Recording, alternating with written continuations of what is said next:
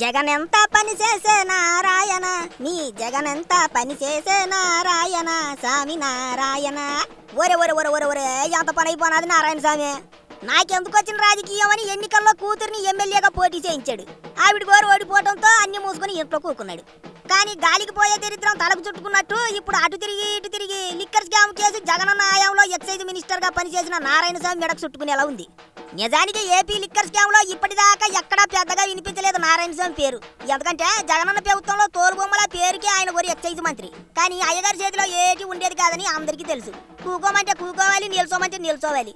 అందుకే సిట్ అధికారులు ఊరకే సిట్టు స్టాండ్ అని ఏటంటాంలే అని పెద్దగా పట్టించుకోలేదు. కానీ లిక్కర్ స్కామ్ కేసులో బలమైన సాక్ష్యం కావాలంటే అది అప్పట్లో ఎక్సైజ్ మినిస్టర్ గా ఉన్న నారాయణ స్వామి చెప్పాలి. సాక్షిగా ఆయన గోరు చెప్పే విషయాలు కేసులో చాలా కీలకమట. అందుకే ఈ నాలుగు నారాయణ స్వామికి నోటీసులు ఇచ్చారు అధికారులు. కానీ నోటీసులు చూసేసరికి నారాయణ స్వామికి జ్వరం వచ్చేసింది. అయినా సరే అధికారులు వదిలిపెట్టలేదు.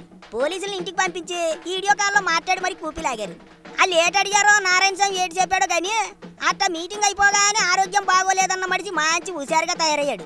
ఓ ప్రెస్ మీట్ ఎట్టి మరి లిక్కర్ స్కామ్ లో తనను ఇరికించేందుకు ఇద్దరు వైసీపీ లీడర్లే ప్రయత్నం చేస్తున్నారని సిరుబుర్లాడాడు. అంతేకాదు సిట్టు విచారణకు పూర్తిగా సహకరిస్తానని చెప్పాడు. మరో పెద్ద విషయం ఏంటంటే మద్యం షాపుల్లో డిజిటల్ పేమెంట్లు వద్దని చెప్పింది నిజమేనని ఒప్పుకున్నాడు నారాయణ స్వామి. పైగా గొప్ప విషయం ఏంటో తెలుసా, లిక్కర్ స్కామ్ లో చాలా మంది డబ్బులు సంపాదించుకున్నారు కానీ తాను మాత్రం నిప్పు లాంటి అని చెప్పుకున్నాడు మాజీ మంత్రి.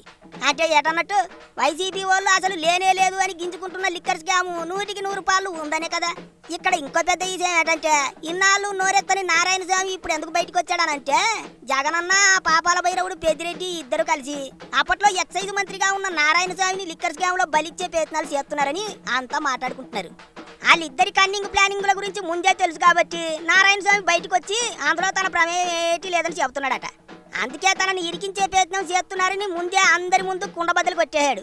అన్నింటికి మించి లిక్కర్ స్కామ్ లో ఇప్పుడు నారాయణ స్వామి ఏ విషయం చెప్పినా అది జగనన్నని బొక్కలో ఎట్టేందుకు బ్రహ్మాస్త్రంగా పనిచేయబోతుందా అంటున్నారు.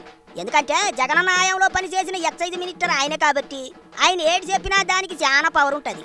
ఇప్పటికే తనని బలి చేయడానికి చూస్తున్నారనే విషయం తెలుసుకున్నాడు కాబట్టి నారాయణ స్వామి సిట్ అధికారుల ముందు అన్ని విషయాలు చెప్పేయారని కూడా మాట్లాడుకుంటున్నారు. ఒకవేళ అదే నిజమైతే మాత్రం జగనన్నని ఆ మిథున్ రెడ్డిని ఎవ్వరూ కాపాడలేరు. అంతా పుంపుహార్.